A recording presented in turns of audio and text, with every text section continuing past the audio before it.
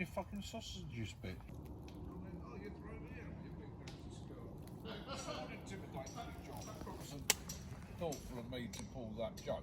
Oh, But no, she's over the other side now. She saw you fucking coming, mate. it's when the security. I was having a laugh with him. I said, I can't help it that half you fucking jocks are born with no sense of fucking humour. We'll get the police and we'll have you moved. I said, right. Can I have... Good morning. Good morning. Good morning. So it is 1:30. What are you doing awake? We've got flint and steel going, bowdrill already. So, let me show you around. This is the way into camp, obviously.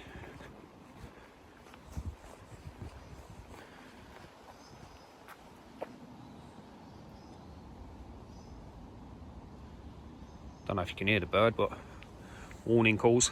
There's someone in the woods. There's someone in the woods.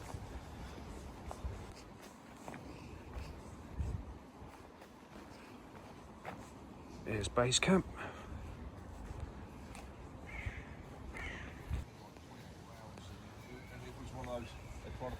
Here's the host himself.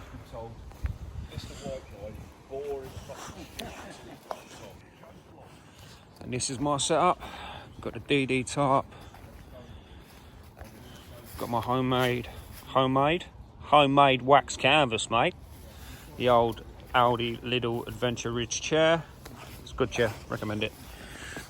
We've got the Angry Beaver compound hammock, which has just got a roll-out mat and a sleeping bag inside, jacket for a pillow, and the Angry Beaver underquilt. There's the old tripod for cutting wood on. Makes it a bit easier. Old Yarp Sir, brother Sir, his setup here, he is fully beavered out. We have the One Tigrish tarp, the old One Tigrish bushcraft chair that is, and then he's got the compound hammock, the under blanket like myself. I believe inside he has the sleeping bag. It just does everything. Everything Angry Beaver, look at that. That's a nice setup. That is a very nice setup. This is the host setup again. Angry Beaver, Angry Beaver.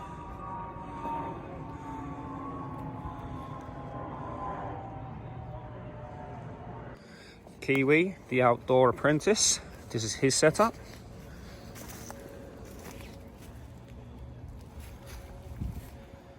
He's not here right now, so I can't ask him where it all is. And I believe this is Lee Roberts' setup. All camouflaged in there. I do like this setup. He's got the mesh tent with his bivvy. It's a nice camo, that is. And we have Roman Ray here with his beautiful setup. Absolute beauty.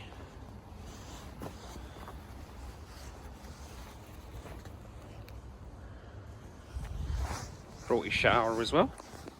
And just over here we have Daz Outdoors UK. How you doing? He's there to say hello as well, look at that. Just doing myself a bit of eggs and bacon on the Trangia. Fair play, Daz, and I'll tell you what I've just noticed. Take note, people. Yeah, so basically I got those from Mountain Warehouse. They're miniature tennis, pet tennis balls. So rather than pay for the real McCoy, you can get a cheap version. It costs you about £3.99. Bored some holes out, pair of scissors.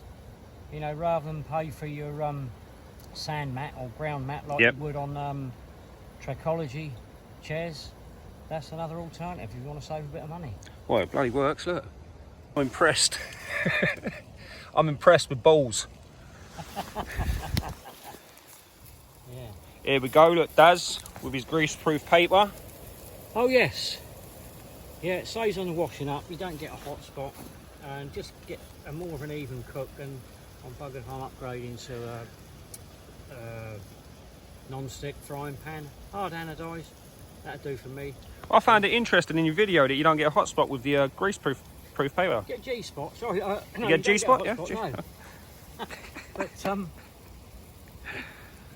that down a touch. There we go. But no, it's it surprised me as well. So yeah, It works. that's where I'm at the moment. So whatever your cook system is, feel free to use what works for you. Okay, thank you very much, Daz. Cheers, Stick. Catch you later.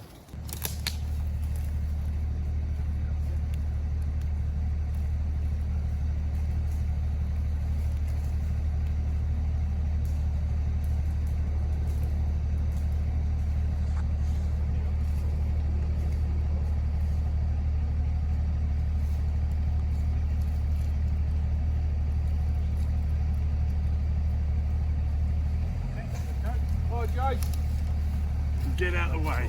Yeah.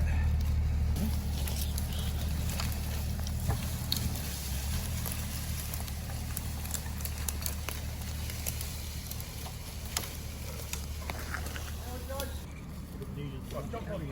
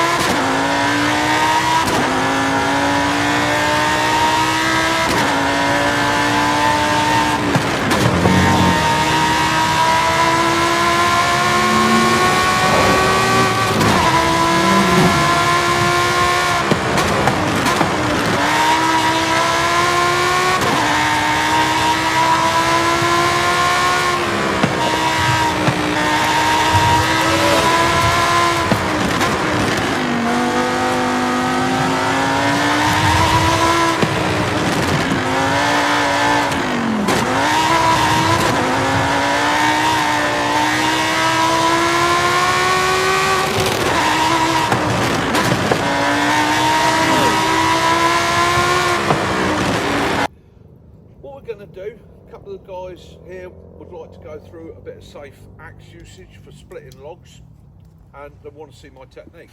So I'm going to show them two techniques that I use, and hopefully that's going to assist them in their methodology. So the block is your stop, that's your brake. So in theory, I'm aiming at that end of the block. So when I swing through my piece of timber, if I miss it or it splits really easy, my axe stops in that. If I miss that, glances off, it's hitting the dirt or this lovely one Tigris mat before it's hitting me.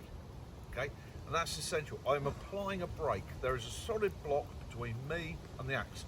Yes, it means kneeling down, or if it's really wet and you haven't got a nice mat to kneel on, you might need to squat, get into a stable squat, drive through from there, or even crouch, but use that block as your stop. That's what's going to save you from being harmed. Look at that angle, it's perfect. Okay, it's stopping on the block, it's easy, and it's not a massive amount of force. I've seen guys coming over like that. What are you doing? You're not chopping an oak tree down. You don't need all this. Come up, controlled, force in. If it goes halfway through and stop, turn it over with the log suspended on there, hit there. The mass of the log will split itself on the axe. Okay? The natural split in it. See, anyhow, if it's stuck, again, roll it over and use it the other way round. Okay. And again, what you want to do, you'll never find these stumps are level, so try and If you can get that as level as possible, it'll always aid you. Think about where it's going to end. Now you can roll that over.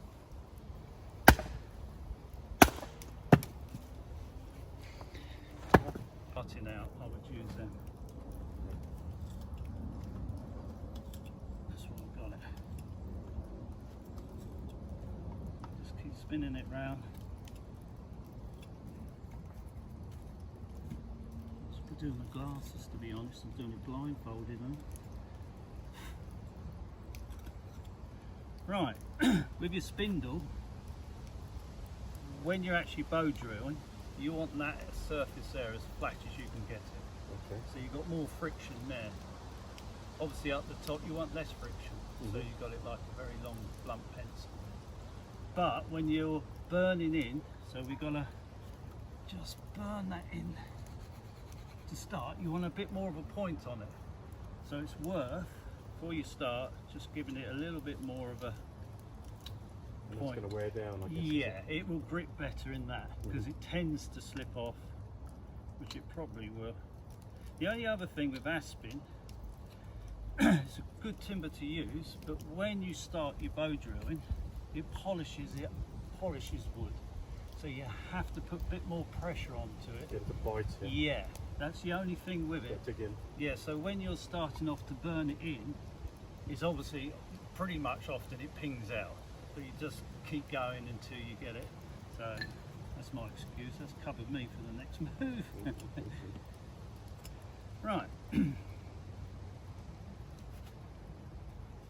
Now, the only other thing is you've got to set your string to your spindle. That's it's a bit loose. Could do a bit tighter really. If it's too light, it'd just start to, Spinning around yeah. and- You can if it starts to get loose. If you have your hand there, you grip on Put your it back string, on this. and that tightens it. So that helps. But yeah. And to be honest, this is really quite cheap cordage. So it might stretch. I haven't really used it. Let me try it. You can, I drilled through this, but you can put a notch in there. You just do whatever you find easiest.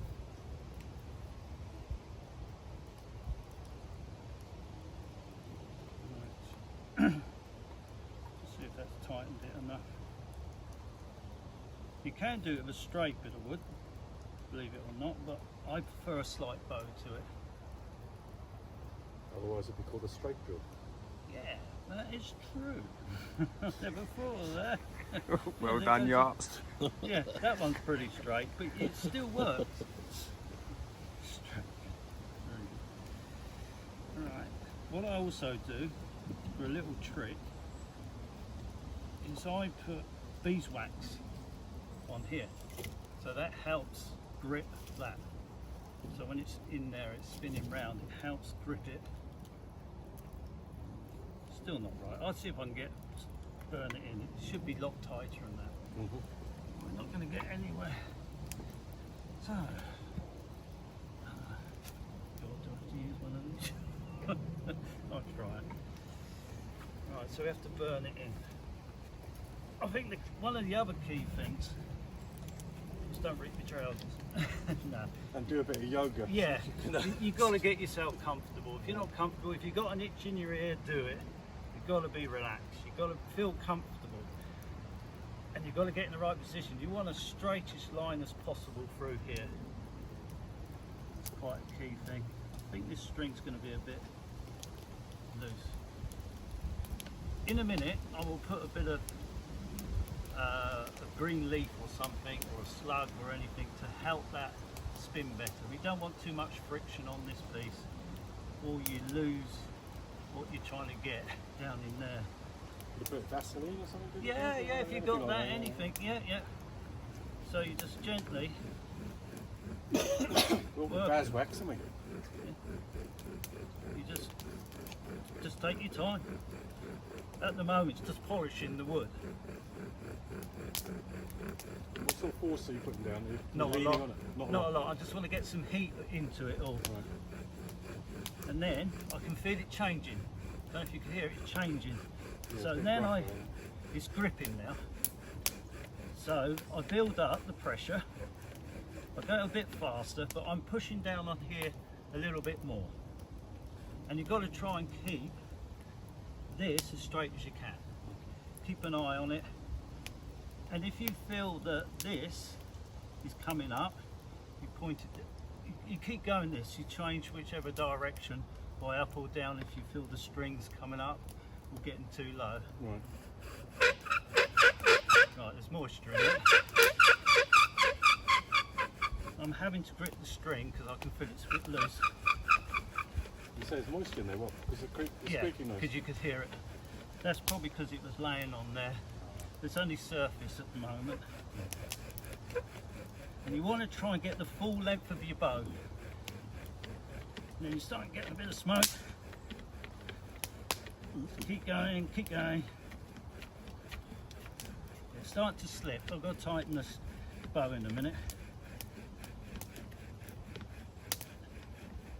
Right, at this stage you can see if it's going to be any good or not by the colour, and it's nice and black, so that indicates to me, yeah, that's going to be pretty good. And it's now burnt that end in as well. Right, now the slow boring bit. Got to cut a notch out. They say preferably do it with a knife. What I do, I find the middle of the circle and I just put a little mark in there. Then from there I can see, I ain't got my glasses so I can't see, but ideally that gives you a mark where your V should be. So from the middle of the Yeah, circle. I tell you what, yeah, the marking is, but the cut won't be. Right. You want to be just this side of the middle. Okay. If you have the notch too big, you end up working really hard to fill the notch up. So tight you've got it, not too tight or it won't work. Just find that happy medium, and then it creates more heat. It's in that wedge. So if it's too wide, you're having to work really hard to fill it, and it's a too big a gap, so it's not retaining the heat. It's cooling down too quick.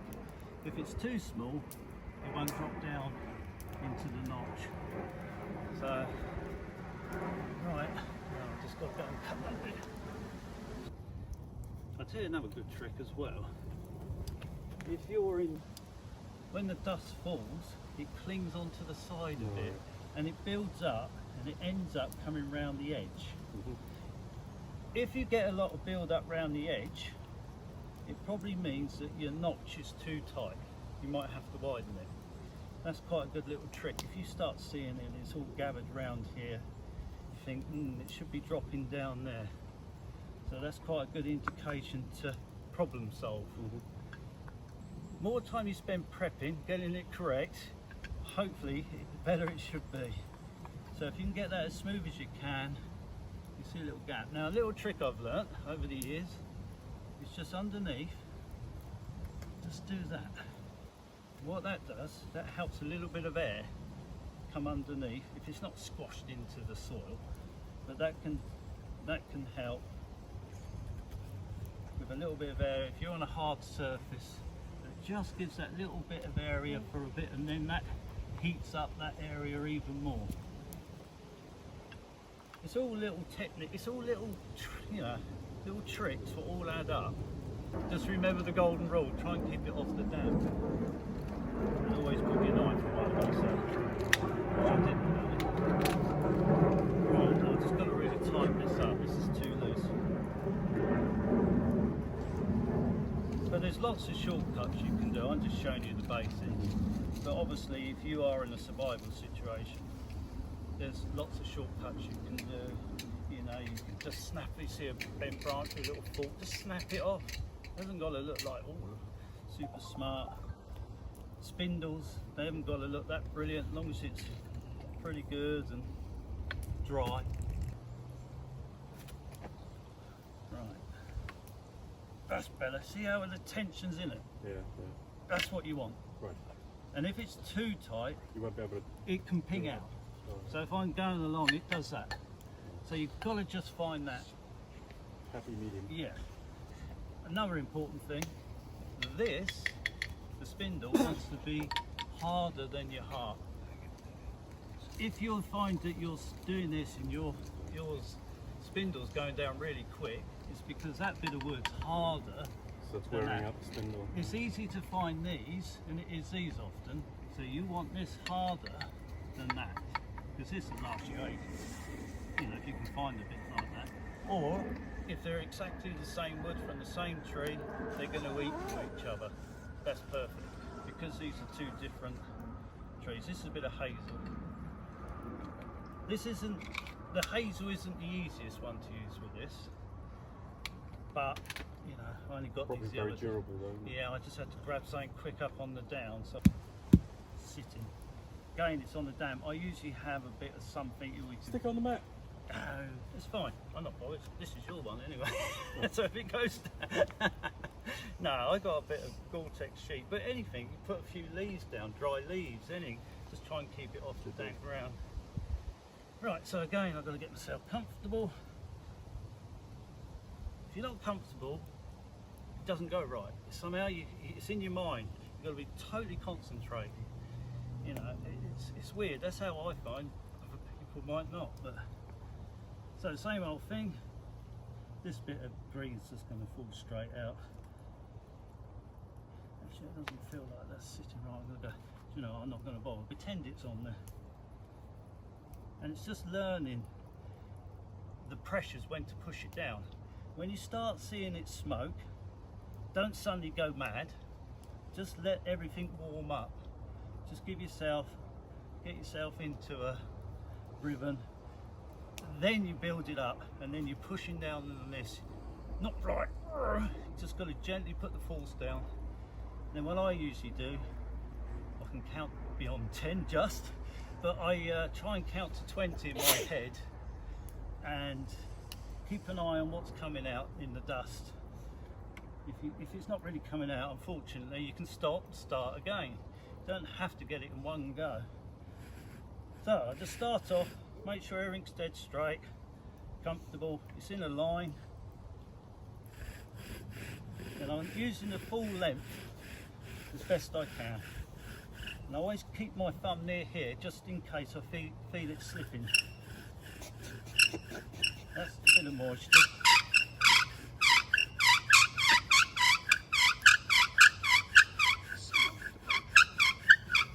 So it's slowly building up. You'll have that class start, you know? Right, it's starting to build up. So I'm putting a little bit more pressure on.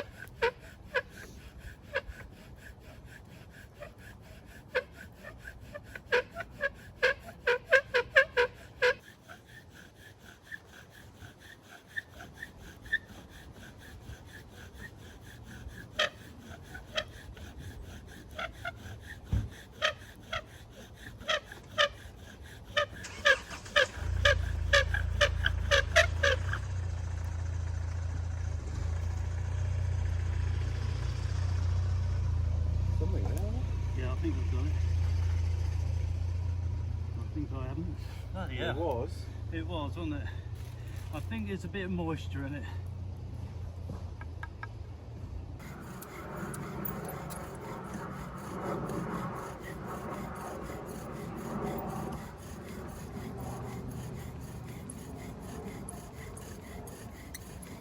Oh, it might be enough anyway. Yeah, I think I got this one.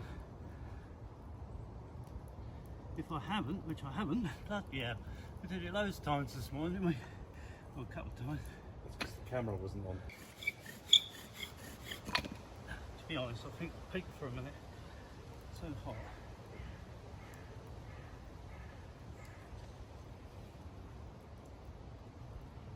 I'll give I'll give it 5 minutes. Do you want to have a go? Forwards and back.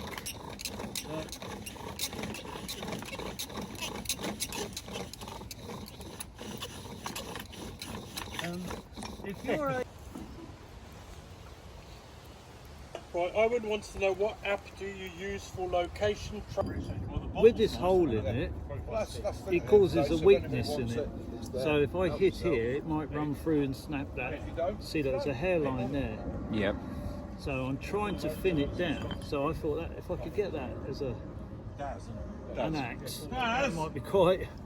But I'm just trying to get this. Okay, mate. I got that bit off, but that's probably going to chip off. But we'll try. So I've just gone. I've got to get that lump off, and then I've got to shape it round.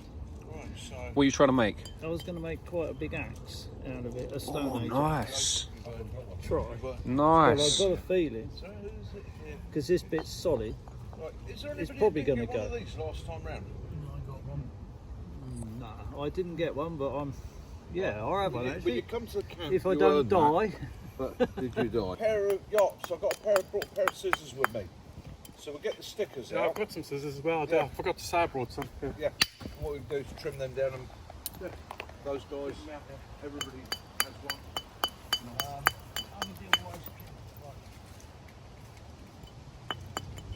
It's not quite the same as mine, but there's also a belt there if anybody wants it, a Cobra belt. I've got that many belts. So, that is that. I'm not going home till tomorrow. There will be more recording done. So if you would like to see any more footage, head over to Mick, Hampshire Outdoors and Survival, Daz from Daz Outdoors UK. They'll be uploading videos too. And thanks for watching. Hope you enjoyed. Catch you in the next one.